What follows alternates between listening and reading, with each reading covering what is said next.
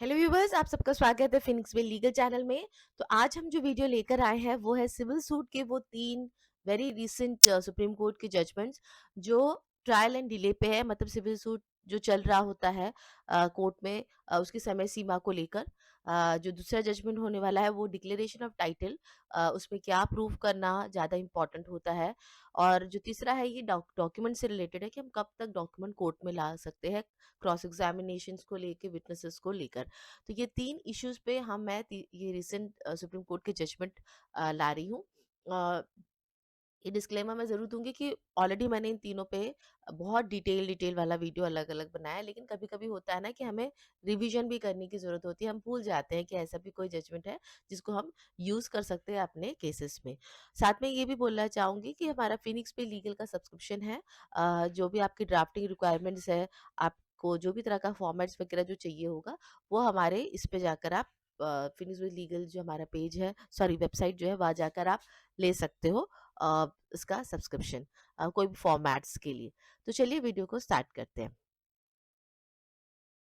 तो सबसे पहला केस जो हम ले रहे हैं वो ट्रायल एंड डिले पे ले रहे हैं। मतलब जो सिविल सूट कितना लंबा चलता है और उसके चलते वक्त में क्या-क्या इम्पोर्टेंट चीज़ें कोर्ट को देखनी होती है, जो सुप्रीम कोर्ट के द्वारा दिया गया था। और ये सबसे इम्पोर्टेंट जजमेंट है मुझे लगता है सिविल सूट को लेकर, क्योंकि जो हमारा सिविल सूट का जो सबसे ज़्यादा जो गले की हड्डी जिसे हम बोलते हैं, वो है बेसिकली टाइमलाइन। इतना लंबा चल जाता है कि सभी पार्टीज़ पे परेशान हो जाए, चाहे वो वकील हो, चाहे वो जो क्लाइंट हो वो, या इवन जज भी हो, क्योंकि उसको भी कहीं न कहीं रिपोर्टिंग वगैरह करनी पड़ती है। वकील को भी अपने क्लाइंट्स के सवाल का जवाब हर समय देना पड़ता है कि कब केस खत्म होगा, और जो बेचारा जिसका केस वो तो वैसे ही परेशान हो ही रहा है। तो इसीलिए जो ये समय सीमा जो होती है, बहुत सारे कारण की वजह से सिविल सूट की समय सीमा बहुत बढ़ जाती है। तो इस पे ये एक बहुत ही इम्पोर्टेंट जो जजमेंट आया था वो है यशपाल जैन वर्सेस सुशीला देवी। इससे बहुत सारे गाइडलाइंस दिए गए थे। तो आज मैं वो 3 या 4 गाइडलाइंस जो है मेन पॉइंट्स ही मैं डिस्कस करूँ, क्योंकि हमें और भी बाकी 2 केस लॉज़ भी देखना है। तो सबसे पहले इसमें जो इम्पोर्टेंट गाइडलाइंस जो दी गई थी वो था कि fixing the date of trial.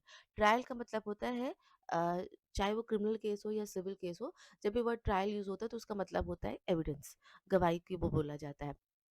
तो यहाँ पर बोला गया था कि जब भी आप ट्रायल कर रहे हो, मतलब गवाही की जब भी डेट आप फिक्स कर रहे हो, कोर्ट को बोला गया है, मतलब जज को बोला गया है कि जब भी आप गवाही की डेट फिक्स कर रहे हो, तो हमेशा जो दोनों पार्टी जो लॉयर्स होते हैं, उनको आप ये बोलो, उनसे पूछ के आप डेट लो, उनकी कन्वीनियंस को देख के डेट लो। ये क्यों बोला गया? क्योंकि बहुत बार ये देखा जाता है कि जज अपने हिसाब से डेट डाल देता है, अपने कोर्ट की जो डायरी की जो कन्वीनियंस होती है उसके हिसाब से डेट डाल देता है।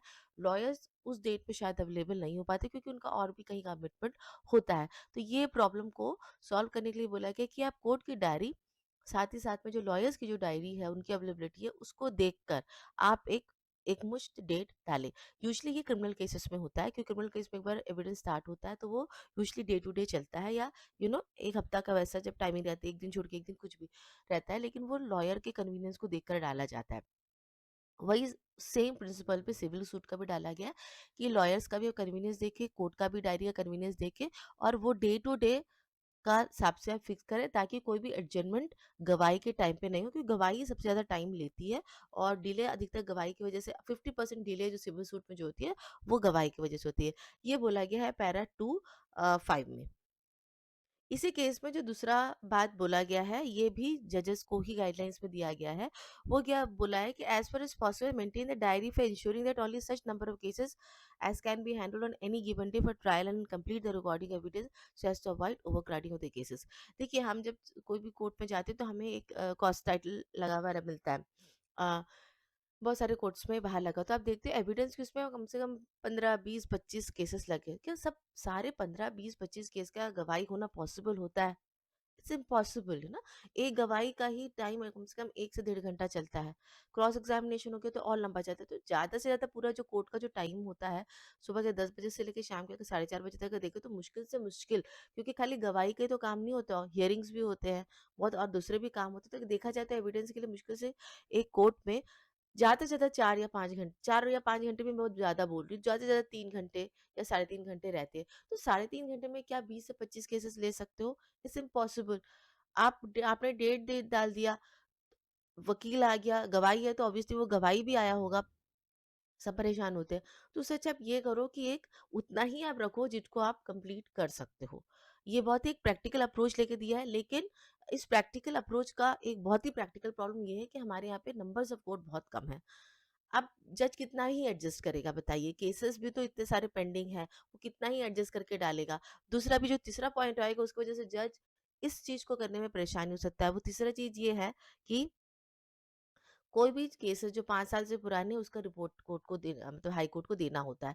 अब आप बताइए उसको 5 साल पुराने कितने ही केस होते हैं? 90% केसेस तो 5 साल पुराने होते हैं। अब उनको आप बोला जा रहा है कि डायरी पे आप वही उतना ही केस लीजिए गवाही में जितना आप कर सकते हो। तो सबसे पहला प्रेफ़रेंस इन 5 साल वाले केसेस को मिलेगा, है ना? तो ये कुछ प्रैक्टिकल डिफ़िकल्टीज़ है, लेकिन ये गाइडलाइंस दी गई है। सॉल्यूशन ये है कि नंबर ऑफ कोर्ट्स को इंक्रीज़ किया जाए, या फिर प्रोसेस के हिसाब से आप कोर्ट को चेंज करो, है ना? गवाही के लिए एक अलग से कोर्ट रख दो, जिसका काम होगा शुरू से लेके सुबह से लेके शाम तक सिर्फ गवाही सुने। मतलब ये प्रैक्टिकल इश्यूज़ है, लेकिन हाँ, ये गाइडलाइंस दिए हुए हैं। जो थर्ड गाइडलाइंस है वो ये 5 साल का जो भी केसेस हो गए हैं, तो जो भी प्रिंसिपल डिस्ट्रिक्ट जज है, महीने में 1 बार उनको सारा डेटा को कोलेट करना पड़ेगा और हाई कोर्ट में भेजना पड़ेगा, क्योंकि वो जो 5 साल से पुराने केसेस जो हैं, वो क्या स्टेटस में है, क्या चल रहा है, ये सारा डेटा उनको भेजना पड़ता है। भेजना होगा किसको? अपने रिस्पेक्टिव हाई कोर्ट्स को। इसके बाद जो 5वां इसमें आ जाता है, जो लास्ट है इसमें, a team fitness shall also monitor to old cases. इसमें वही बात बोली गई कि जो भी आपके जो पुराने केसेस हैं, हर 2 महीने में जो चीफ जस्टिस, जो ये हाई कोर्ट के जज को सुप्रीम कोर्ट ने पहला वाला जो मैंने बताया था वो डिस्ट्रिक्ट जज को अपना डेटा तैयार करना होता है हर 1 महीना, कि 5 साल से पुराने मेरे पास इतने केसेस है और इसका ये स्टेजेस में चल रहा है, ये किसको देगा? वो हाई कोर्ट को देगा। अब ये डायरेक्शन हाई कोर्ट को दिया गया है, जो लास्ट वाला जो बता रही हूँ, जिसमें हाई कोर्ट हर एक 2 महीने में सारे डेटा को देखेगा। देखने के बाद में वो बताएगा कि उसको सुप्रीम कोर्ट को पता बोलना पड़ेगा कि अ, कि कितने ज़्यादा केसेस पेंडिंग हो रहे हैं और क्या करेक्टिव मेजर्स वो ले सकते हैं। अब ये करेक्टिव मेजर्स क्या हाई कोर्ट लेने वाला है, इसके बारे में कुछ बोला नहीं गया है। वो इंटरनल इश्यूज़ होता है कि वो बोल सकते हैं कुछ, इंटरनली बता सकते हैं कि 5 साल में भी बहुत सारे कैटेगरीज आ जाते हैं ना, 5 साल पुराने, 10 साल पुराने, 15 साल पुराने।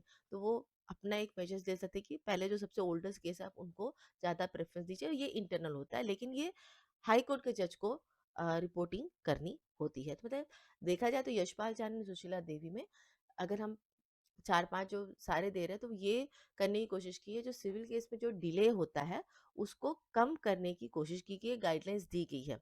लेकिन बात वहीं पे आके रुक जाती है कि इन गाइडलाइंस का प्रैक्टिकली यूज़ होना इतना संभव नहीं होता है।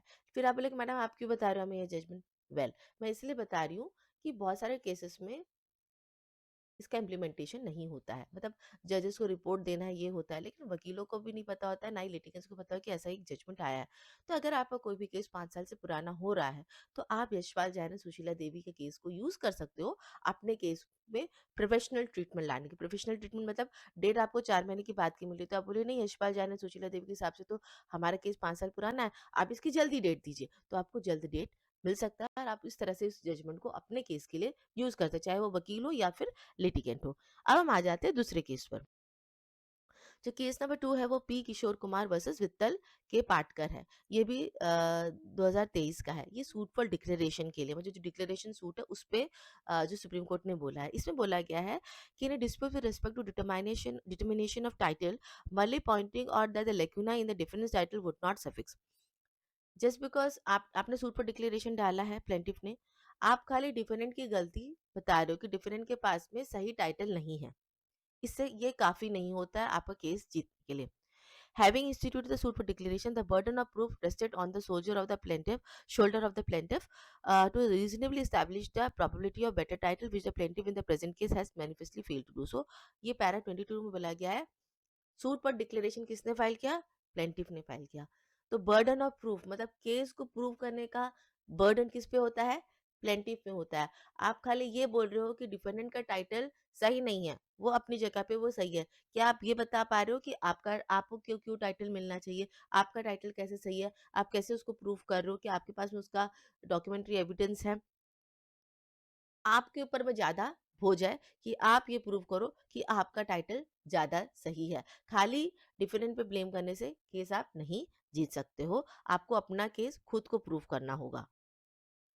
साथ में इसमें ये भी बोला गया है कि revenue records are not documents of title. Just because आपके पास में रेवेन्यू रिकॉर्ड्स हैं, ये आप नहीं बोल सकते हो कि यही आपका टाइटल डॉक्यूमेंट है। ये केस कब पर भी मैंने बनाया था बहुत क्लियरली। इसमें प्रॉप कुछ सेल डीड वगैरह को लेकर ये था, जिसमें रेवेन्यू रिकॉर्ड सेल डीड पे नहीं था, एडवर्स पोजीशन का था बेसिकली ये केस, जिसमें आपको पंचायत ने कुछ डॉक्यूमेंट्स दिया था, रेवेन्यू रिकॉर्ड्स कुछ क्रिएट हुआ था, जो फॉर्मली नहीं हो पाया। फॉर्मल इन द सेंस उसका नाम प्रॉपर्ली नहीं चढ़ पाया था।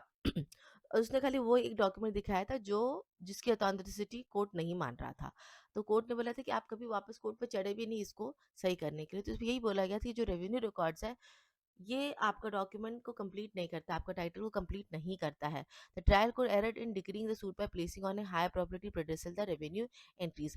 रेवेन्यू एंट्रीज में अगर कोई भी तरह का डिस्प्यूट होता है, तो जो फाइनल अथॉरिटी जिसके पास है उस चीज को जो टाइटल देने का, वो कोर्ट के पास होती है, सिविल कोर्ट के पास पास में होती है। तो अगर कोई डिस्प्यूटेड हो गया है रेवेन्यू रिकॉर्ड पर, आप रेवेन्यू रिकॉर्ड पर ये नहीं बोल सकते हो कि ये मेरा टाइटल है। अगर डिस्प्यूट हुआ है तो आपको सिविल कोर्ट से प्रूफ करना पड़ेगा, और सिविल कोर्ट में भी आपको बकायदा प्रॉपर एविडेंस यूज करना पड़ेगा। उस पर खाली आप रेवेन्यू कोर्ट का डॉक्यूमेंट को आप यूज करोगे तो वो आपके फेवर में नहीं हो सकता है। तो ये एक इंपॉर्टेंट जजमेंट था, डिक्लेरेशन ऑफ टाइटल पे था। अगर इस पूरे जजमेंट को हम क्रक्स में जाने, तो इसे बोला जा रहा है कि बर्डन ऑफ प्रूफ, अगर आपने केस फाइल किया तो आपको अपना केस को पूरी तरह से इन एंड आउट आपको ही प्रूफ करना पड़ेगा। और डॉक्यूमेंट्स भी जो आप जो डाल रहे हो, वो एक सेटिस्फैक्ट्री टाइप के डॉक्यूमेंट आपको डालना होगा। आधे अधूरे अगर आप डॉक्यूमेंट डाल रहे हो तो उससे आप अपना केस प्रूफ नहीं कर सकते हो। ये सेकेंड जजमेंट है। अब लास्ट जजमेंट पे आ जाते हैं। वो केस लॉस जो थर्ड है, वो मोहम्मद अब्दुल वाहिद वर्सेस नीलोफर। यहाँ पे जो डिफरेंस ऑफ विटनेस पे था, इसको कोर्ट ने क्लियर कट कर दिया है। जैसे हम सोचते हैं ना, प्लेंटिफ और डिफेंडेंट तो मेन विटनेस है, और बाकी जो विटनेस आते हैं वो उससे कम के स्टैट्रा के होते हैं। स्टैट्रा मतलब उनका कम वैल्यू होता है। यहाँ पे कोर्ट ने बहुत क्लियरली बोला कि प्लेंटिफ अपना गवाही दे, डिफेंडेंट अपना गवाही दे, और बाकी भी जो गवाही आते हैं सब एक ही लेवल के होते हैं। कोई बड़ा या कोई छोटा नहीं है, कानून सब पे बराबर ही यूज होगा। साथ ही में production document for both the party to the suit and a witness as a case में भी at the stage of cross examination is permission within the law. और अगर क्रॉस एग्जामिनेशन के टाइप में आपको एक नया डॉक्यूमेंट लेकर आता है, चाहे वो प्लेंटिफ लेकर आता है या डिफेंडेंट लेकर आता है, ये कानून के तहत में परमिसिबल होता है। इसमें मैंने एक बहुत ही बड़ा जजमेंट मतलब कि ये बनाया था, वीडियो बनाया था ज़्यादा डिटेल में केस लॉस को लेकर, तो वो आप जाकर देख सकते हो। अ, अगर आप इसके विषय पे जानना चाहते हो कि कैसे आप कोई भी डॉक्यूमेंट्स इवन क्रॉस एग्जामिनेशन के स्टेज पे भी ला सकते हो, तो वहाँ पे मैंने ज़्यादा बेटर डिटेलिंग में बताया है। यहाँ पे तो मैंने सिर्फ एक इम्पॉर्टेंट पॉइंट ही बताया है। तो आई होप यू, बस आज रिविजिट किया हमने इन 3 केस लॉस को। अगर आपको अच्छा लगा है तो लाइक शेयर सब्सक्राइब ज़रूर कीजिएगा। Thank you so much for watching my channel Phoenix पे लीगल।